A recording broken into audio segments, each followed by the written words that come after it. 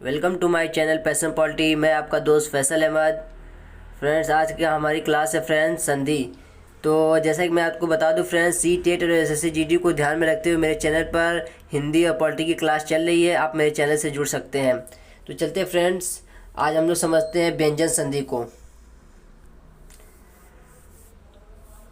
जैसा कि फिर आपको दिखा हुआ मिल रहा होगा फ्रेंड्स। चलते हैं फ्रेंड्स, समझते हैं व्यंजन व्यंजन संधि को हम लोग समझ रहे हैं फ्रेंड्स। व्यंजन के साथ स्वर या व्यंजन के मेल को, व्यंजन के साथ फ्रेंड्स क्या लिखा हुआ फ्रेंड्स कि क्या है फ्रेंड्स, व्यंजन संधि, जिसमें क्या है, व्यंजन के साथ स्वर या व्यंजन के मेल को हम व्यंजन संधि कहते हैं। तो फ्रेंड्स, आप क्या स्वर या व्यंजन तो समझते हैं कि स्वर किसे कहते हैं, व्यंजन किसे कहते हैं। तो व्यंजन के साथ स्वर या व्यंजन के मेल को हम क्या कहते हैं फ्रेंड्स, व्यंजन संधि कहते हैं। फिर देखिए फ्रेंड्स, आगे क्या लिखा हुआ है, व्यंजन संधि में एक स्वर और एक व्यंजन या दोनों वर्ण व्यंजन होते हैं। और इसके बाद क्या लिखा है, इसके अनेक भेद होते हैं, यानी कि व्यंजन संधि के अनेक भेद होते हैं। व्यंजन संधि के प्रमुख नियम इस प्रकार हैं। तो चलते हैं फ्रेंड्स, हम व्यंजन संधि के पहले नियम को समझते हैं। फ्रेंड्स, अगर वीडियो पसंद आए तो लाइक, कमेंट, शेयर और सब्सक्राइब करना ना भूलें। चलते हैं पहले नियम को समझते हैं। यदि किसी वर्ग के प्रथम वर्ण, किसी वर्ग का मतलब कि क वर्ग, च वर्ग, ट वर्ग, त वर्ग, प वर्ग जो होता है फ्रेंड्स, उसकी बात कर रहा है। प्रथम वर्ण, किसी वर्ग के प्रथम वर्ग के बाद कोई स्वर किसी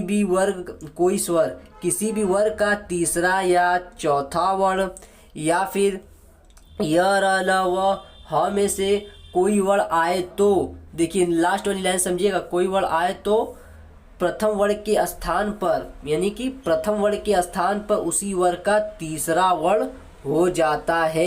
इसको अपने माइंड में सेट कर लीजिए। प्रथम वर्ण के स्थान पे क्या हो जाएगा फ्रेंड, उसी वर्ण का तीसरा वर्ण हो जाता है। यही समझने वाली बात है आपको। अब देखिए नीचे जैसे में क्या लिखा हुआ है, इसको समझिए।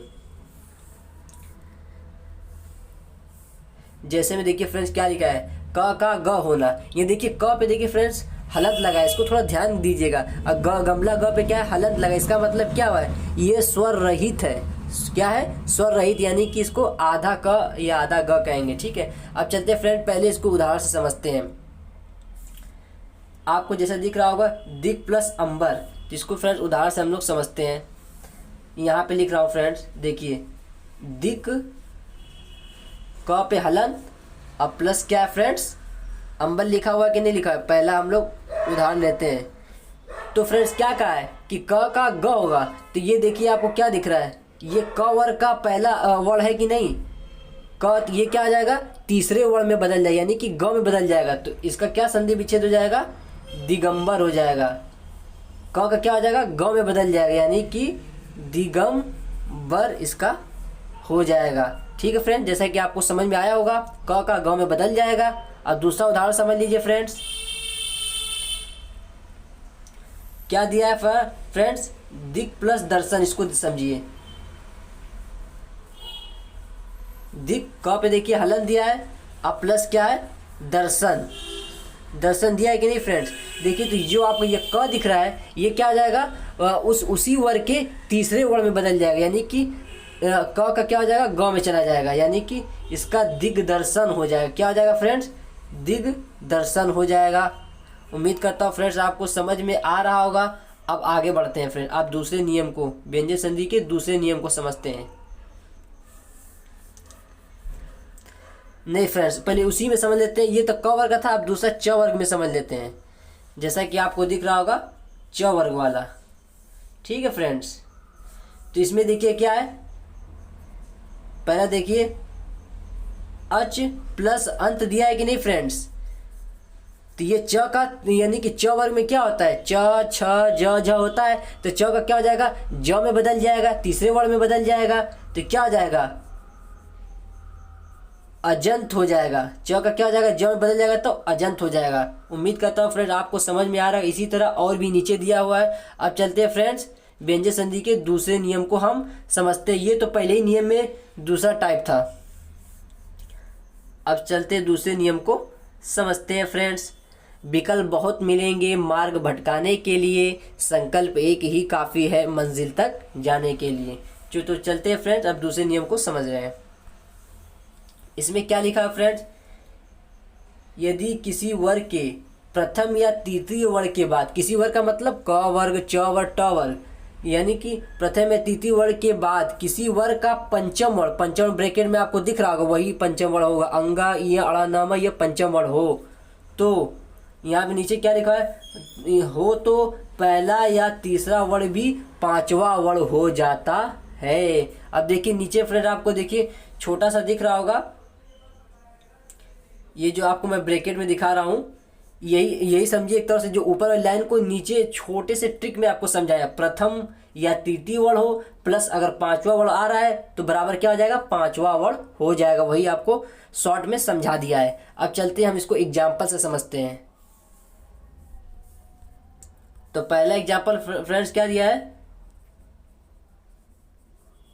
वाक प्लस मैं, तो जो क पे जो हलंत है ये देखिए, तो क पे हलंत है और प्लस क्या है, म, यानी कि देख किसी वर्ग का देखिए यहाँ पे तीसरा चौथा या पांचवा, देखिए ये म देखिए आपको यहाँ पे दिख रहा है कि नहीं, ये म क्या, ये पांचवा वर्ग है ना, तो ये जो क है ये क्या, ये भी पांचवा में बदल जाएगा, तो क्या हो जाएगा, वाह हो जाएगा, क उसी वर्ग का पांचवा वर्ग क्या हो जाएगा, अंगा हो जाएगा, वांग, और फिर क्या हो जाएगा, मैं, वांग मैं हो जाएगा। तो अब दूसरा उदाहरण समझ लेते हैं फ्रेंड्स, जैसा आपको दिख रहा होगा दूसरा उदाहरण, दिक क पे हलन प्लस नाग, तो ये फिर न क्या है फ्रेंड्स, ये पांचवा वर्ण है, तो ये क भी क्या हो जाएगा, पांचवा वर्ण में बदल जाएगा, तो क्या हो जाएगा, क का पांचवा वर्ण, यानी कि क वर्ग का पांचवा वर्ण क्या हो जाएगा, अंगा हो जाएगा, दिंग नाग हो जाएगा। उम्मीद करता हूँ फ्रेंड आपको समझ में आ रहा होगा। अब चलते हैं फ्रेंड तीसरे नियम को समझ लेते हैं, व्यंजन संधि का।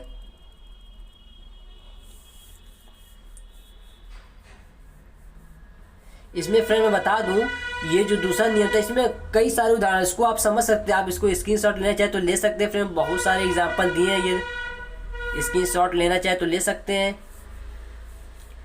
चलते हैं फ्रेंड तीसरे नियम को समझते हैं। अब ये आपका आ गया तीसरा नियम, इसको समझ लीजिए।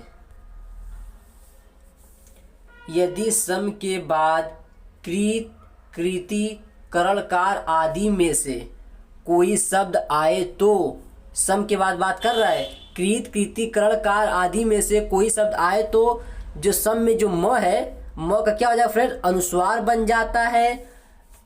और नीचे लिखा फ्रेंड्स, नीचे देखिए, एवं छोटे वाले स का आगमन, देखिए छोटे स पे हलन दिया, इसका मतलब क्या, स्वर रहित, तो स्वर रहित का मतलब आधा स हो जाएगा, छोटे स का आगमन हो जाता है। चलते इसको फटाक से उदाहरण से समझ लेते हैं। सम प्लस कृत आपको दिख रहा होगा, इसको उदाहरण से समझिए। सम म पे हलंत है, अब प्लस क्या दिया फ्रेंड्स, कृत, तो ऊपर वाली लाइन में क्या लिखा है, ये जो म है इसका अनुस्वार हो जाएगा, तो हम इसको क्या करेंगे, अनुस्वार यानी कि बिंदी लगा देंगे स पे। आज जो होता है, और फिर क्या कर रहा था, छोटे वाले स का आगमन हो जाता है, यानी कि आधा स अब प्लस कृत, इसका तो इसका क्या हो जाएगा, संस्कृत हो जाएगा फ्रेंड्स। उम्मीद करता हूँ आपको समझ में आ गया होगा। अब दूसरे उदाहरण को ले लेते हैं, सम प्लस कृति, इसको फिर समझ लीजिए। सम प्लस कृति, तो ये जो म है फ्रेंड्स ये क्या हो जाएगा, अनुस्वार में बदलेगा, तो क्या हो जाएगा, अनुस्वार यानी कि बिंदी लगा देंगे, और फिर छोटे वाले स का आगमन हो जाएगा संस, और फिर यहाँ पे कृति जुट जाएगा, तो क्या हो जाएगा, संस्कृति हो जाएगा। उम्मीद करता हूँ आपको अच्छे से समझ में आ गया होगा। अब चौथे नियम को समझ लेते हैं।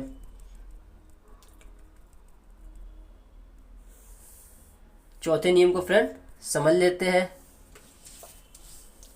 यदि परी के बाद कृत, कार, कृति, करण आदि में से कोई शब्द आए तो संधि में जो परी के बाद, ये क्या नीचे क्या लिखा है फ्रेंड्स नीचे क्या लिखा है, षटकोर स का आगमन हो जाता है। देखिए इस पे भी क्या है, हलंत, इसका मतलब ये स्वर रहित यानी कि आधा षटकोर स हम लेंगे। तो पहले उदाहरण को फटाक से समझ लेते हैं। परी प्लस कार आपको दिखा है, क्या लिखा है, परी प्लस कार, ऊपर लाइन में क्या है, परी के बाद कृत, करण, कार में नहीं कोई भी है, तो यहाँ कार आ रहा है, ये देखिए कार आपको दिख रहा है कि नहीं दिख रहा है, तो इसका संधि विच्छेद क्या, इसमें क्या हो जाएगा, परि, तो षटकोर स का आगमन हो जाएगा परिस, और यहाँ पे कार जुड़ जाएगा तो क्या हो जाएगा, परिष्कार हो जाएगा। उसी तरह आपका सारे उदाहरण हो जाएंगे। अब चलते हैं फ्रेंड्स, हम विसर्ग संधि को समझ लेते हैं।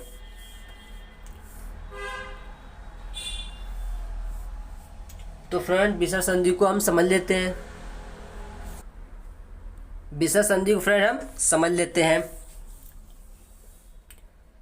जैसा कि आपको दिख रहा होगा, जहां विसर्ग के बाद, विसर्ग का मतलब क्या होता है, ये जो दो बिंदु हो जाएगी यही क्या है, आपका विसर्ग है। जहां विसर्ग के बाद स्वर या व्यंजन आने पर विसर्ग का लोप हो जाता है। लोप का मतलब विसर्ग हट जाता है, या विसर्ग के स्थान पर कोई नया वर्ण आ जाता है, वहां विसर्ग संधि होती है। चलते फ्रेंड्स के पहले नियम को समझते हैं। इसमें पहला नियम आपको क्या दिया है, विसर्ग संधि के नियम निम्न प्रकार हैं।